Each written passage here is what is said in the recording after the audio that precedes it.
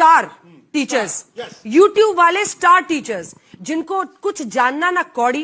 अंजना की बच्ची कह रही है कि यूट्यूब टीचर्स को 2 कौड़ी का ज्ञान नहीं होता। कहती है कि टीचर सबको कुछ आता जाता नहीं है।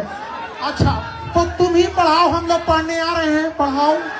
जय हिंद साथियों, आप देख रहे हैं पीएस इंस्टीट्यूट और मैं हूं आपके साथ महावीर मेवाड़ा। साथियों, अब तक की 2 अपडेट मैं आपके बीच में लाया हूं।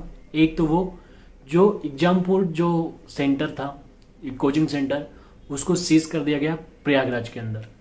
वो क्यों किया गया, हम इस पर बात करेंगे। और इसके बाद दूसरी बात होगी जो ओम अंजना कश्यप है, उनके एक बेतुके बयान पे। सबसे पहले बात करूँ एग्जाम सेंटर के साथ ही जो एग्जामपुर एग्जाम सेंटर है, उसके साथ ही 2 और एग्जाम सेंटरों को सीज कर दिया गया। रीजन क्या था? तो रीजन ये था कि आज से 2-3 दिन पहले करीब 2000 की भीड़, 2000 स्टूडेंट एक साथ प्रोटेस्ट पे आए थे। वो भी जो कि एग्जाम बार बार लीक हो रही है। तो यूपी के अंदर ऐसा होना था और वो ऐसा ही हुआ। एक शांतिपूर्ण प्रोटेस्ट किया गया जहां कोई आगजनी नहीं, कोई हिंसा नहीं। लेकिन इसके बाद भी पुलिस ने उनको लाठीचार्ज किया, उनको खदेड़ा, उनको भगाया और साथ ही एक्शन के साथ 3 एग्जाम सेंटर को बंद कर दिया गया। 3 कोचिंग को बंद कर दिया गया। अब ये कैसा डिसीजन था कि आपने प्रोटेस्ट को तो रोका ही सही, लेकिन उनको जो लीड कर रहे थे उन 3 कोचिंग वालों के साथ आपने बहुत गलत किया। किसी भी एग्जाम सेंटर को अगर आप सीज करते हैं, मतलब किसी भी कोचिंग को आप सीज करते हैं, फिर आप वहां पे कोचिंग नहीं खोल पाते हैं। कई मकसद करनी पड़ती है, आपको कोर्ट में जाना पड़ता है। उसके बाद वो, हालांकि ऐसा है कि कोर्ट के बाद वो सीज जो है वो खुल जाएगा, लेकिन एक लंबा प्रोसेस रहेगा। जो स्टूडेंट वहां पढ़ रहे थे उनका क्या होगा?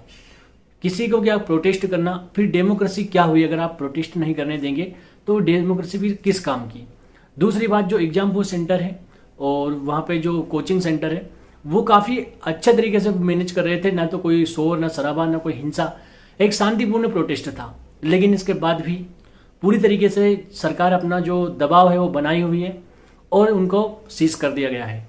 साथियों, ये एक बहुत बड़ा धक्का है आने वाले समय में जो स्टूडेंट प्रोटेस्ट करना चाहते हैं। एमपी पुलिस में भी जो अभी सिलेबस चेंज हुआ, इसके बाद बहुत सारी आवाज़ें उठी।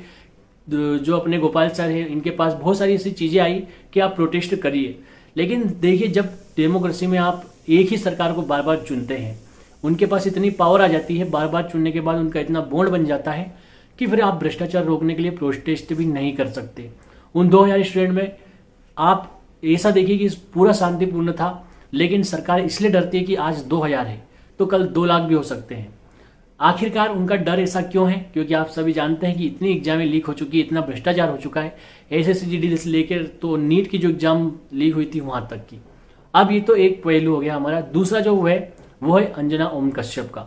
अंजना ओम कश्यप वैसे भी गोदी मीडिया के नाम से जानी जाती है। उनके जो बयान, जो उनके मुख्य मुद्दे रहते हैं वो रहता है इंडिया पाकिस्तान, मोलेडी ट्रॉफी, मतलब बेतु के उनके जो मीडिया है उससे कोई भी खुश नहीं है। लेकिन उन्होंने जोश जोश में आकर एक ऐसा बयान दे दिया, वो था ऑनलाइन कोचिंग सेंटर्स पर। उन्होंने अपने भाषण में कहा कि जो भी ऑनलाइन टीचर है वो एक्सप्लेन कर देते हैं, गलत चीज़ें पढ़ा देते हैं, उनको कोई नॉलेज नहीं है। ये एक मोटा मोटा उसी तरह तो मैं नहीं बता सकता, आप समझ सकते हैं। लेकिन उनका कहना था कि जो ऑनलाइन टीचर होते हैं वो अनपढ़ नहीं, मतलब कुछ भी पढ़ा देते हैं, गलत सलत पढ़ा देते हैं, भड़काते स्टूडेंट को। ऐसे उनके वाक्य थे। ठीक है, एग्जैक्ट ऐसे नहीं, लेकिन जो उनका हम अर्थ निकालेंगे तो उनका मतलब था कि जो ऑनलाइन पढ़ाता है वो ज़्यादा नॉलेज वाला नहीं होता है, एक्सप्लेन कर देता है और स्टूडेंट को भड़काने का काम करता है। साथियों, इस घटना के बाद जो ये बयान आया, इससे बहुत ज़्यादा हाहाकार मच गई उन स्टूडेंट, उन टीचरों के बीच में जो ऑनलाइन पढ़ाते हैं और कई 4-4, 5-5 एग्जाम में ऑलरेडी वो ले चुके होते हैं। इसके बाद आप उनको इस तरह बोल दो, आप उनको ज़्यादा नॉलेज वाला नहीं बोलो। अगर आप एक पत्रकार हैं तो आपको उन टीचर की इज्जत करनी चाहिए। किसी ज़माने में कोचिंग पढ़ना और सरकारी एग्जाम की तैयारी करना इतना कठिन था, ऐसा लगता था कि भाई शहर जाना, वहाँ पे बड़ी कोचिंग लेना, अच्छे पैसे इकट्ठा करना। लेकिन इन्हीं ऑनलाइन टीचर की वजह से एजुकेशन आज बेस्ट से बेस्ट कोर्स आपको 700-800 रुपये में मिल जाता है और बहुत सारे छोटे छोटे कोर्स 600-700-500 में भी मिल जाते हैं।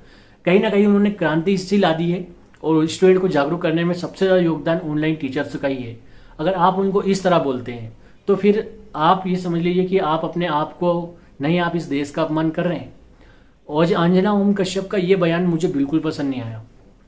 ऑनलाइन टीचर है, वो ऑनलाइन पढ़ा रहे, यूट्यूब पे पढ़ाए, उनके कोर्स पे पढ़ाए, इसका मतलब ये नहीं है कि वो नॉलेज वाले नहीं है, वो एक्सप्लेन करते हैं, वो कम समय में ज़्यादा कंटेंट देने की कोशिश कर रहे हैं। इसलिए कंटेंट अगर ला के भी आते हैं तो वो एक्सप्लेन इसलिए करते हैं ताकि कम समय में ज़्यादा कंटेंट मिल जाए।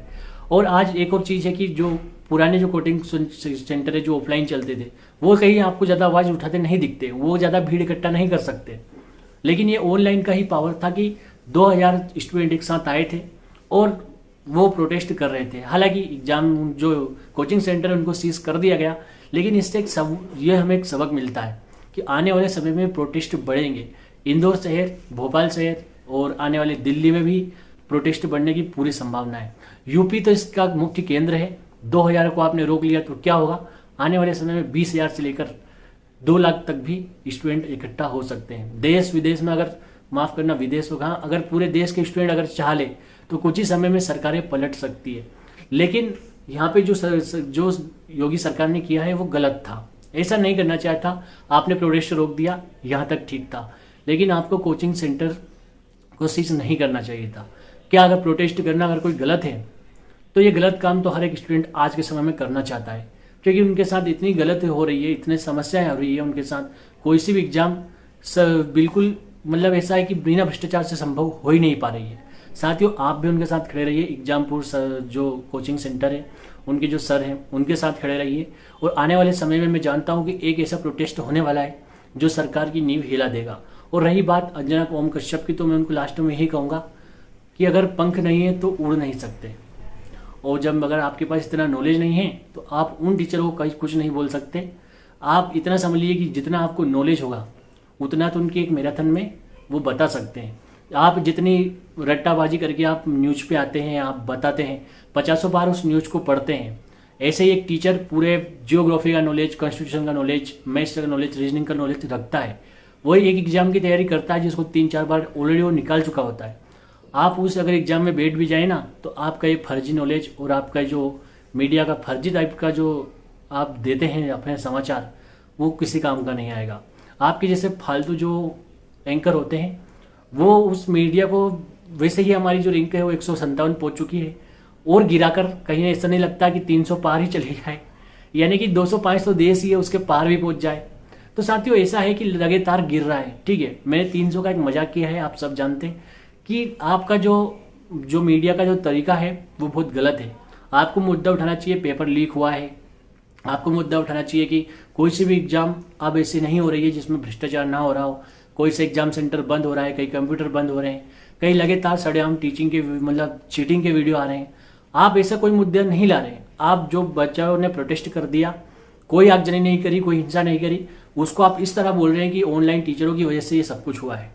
और सीधा आपने बोल दिया कि ऑनलाइन टीचर है, इनको कोई नॉलेज नहीं होता है, ये सिर्फ एक्सप्लेन कर देते हैं और स्टूडेंट को भड़काते हैं।